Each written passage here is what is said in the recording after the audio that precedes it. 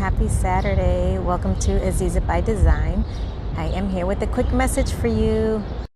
So it's kind of windy out. I don't know how that's going to be with my microphone, but I wanted to share a really quick point that I have been thinking about the past couple days. Sometimes the things that God has showed you, like say if God showed you something in a dream or you got a prophetic word about something that is to come to pass in your life, when you get that dream or that word, it doesn't mean that, whatever it could be is going to happen right away. Sometimes it can, but sometimes it could be years before what, God is showing you or said will come to pass in your life. There are a couple of people in the Bible that this same thing happened to, but the one that I want to focus on is Joseph from the book of Genesis. So in the book of Genesis, God gave Joseph two dreams when he was a teenager. It says he was 17 years old when he had them. The two dreams that God gave him were prophetic in nature, meaning that they were forthtelling or telling him of something that would come to pass in his life and who he was going to become. I'll post in the video the scriptures that it is, and you can find it for yourself and take the time to read it in your spare time.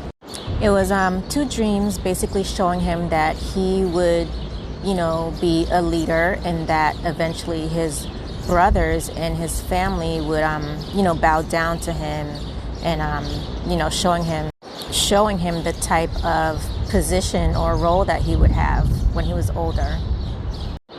But before that happened, Joseph had to go through many trials and, I guess you can kind of say they were like negative experiences. One of the experiences was Joseph got sold into slavery by his brothers. Another one was he ended up going to jail, being accused of something that he did not do. So even though it seemed like they were negative or harrowing experiences, they were actually teaching Joseph the skills and the things that he needed for the prophetic dream that he had. So even though it wasn't, the best experiences for him, God was still with him. God still showed him favor. And even while he was sold into slavery and bought, he was bought by Potiphar, and he worked in Potiphar's house. And even Potiphar could see that God was with him. God granted him favor, and everything that he did was successful. So when Potiphar saw that, he put him in charge of his household. Grant you, Potiphar's wife tried to sleep with him, and she lied on him and said that he was trying to sleep with her, and Potiphar threw him in jail. But he ended up going to jail. But even when he was in jail, the officers saw that, he did things well, and they gave him a position in the jail, and he helped them in the jail. And during that time, he also was able to interpret two of the people that were in jail, the cupbearer and and Pharaoh's baker. He was able to interpret their dreams. So he ended up interpreting the baker and the cupbearer's dreams because they had two dreams. And he interpreted them correctly. They got out of jail, and Joseph asked that they would remember him, but they forgot about him. Joseph stayed in jail for 2 more years, and it wasn't until Pharaoh had two dreams that the cupbearer was reminded that Joseph was a dream interpreter, and he got summoned to meet with Pharaoh. So he was able to meet with Pharaoh. He interpreted Pharaoh's two dreams and also gave him, some wisdom, knowledge, and strategy on what to do about what was coming up. And Pharaoh ended up putting him in charge. He was second in command in all of the kingdom, that he had rule and reign over the kingdom, and no one else had more power than him except for Pharaoh. So the dreams that Joseph interpreted of Pharaoh were dreams telling of a famine coming in the land. And come to find out, this is when Joseph's dreams began to come to pass.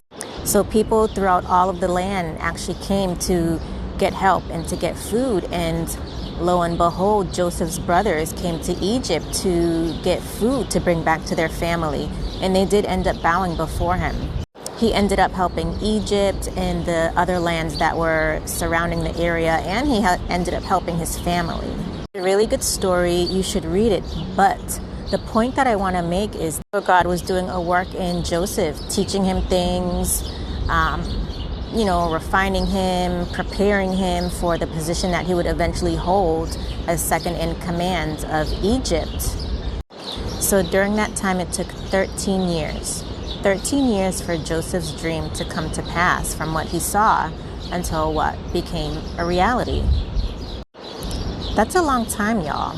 But during that time, Joseph was being prepared, processed, refined. He was learning a lot of different things. So it was all for the good. So I say all that to say is, just don't give up. Know that everything that you're going through is for a purpose and a reason and for the good of the whole of something. Know that some things take time.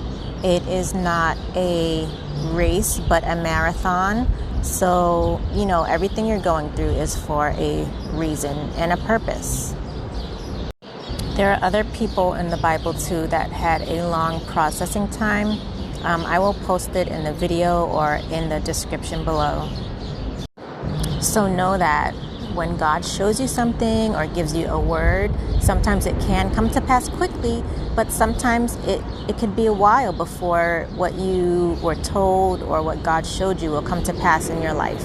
So even everything that Joseph went through, Joseph realized that it was for the good, that it was God's purpose. There was a reason behind it. And he was even able to tell that to his brothers.